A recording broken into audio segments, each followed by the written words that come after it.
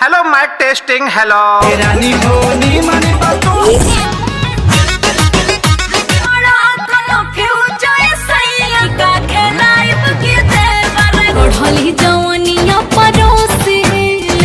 मकई के रोटियां प्याज बन के मछरिया।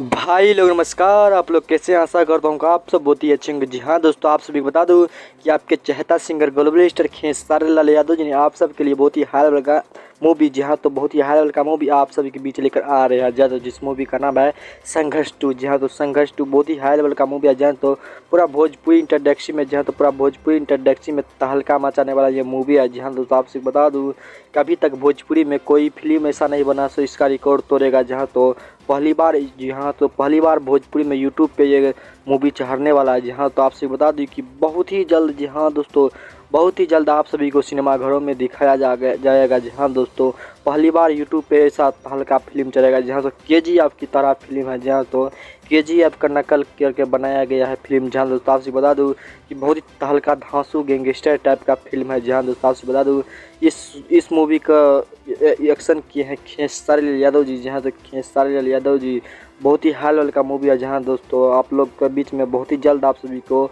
यह मूवी देखने को मिलेगा। जी हाँ दोस्तों।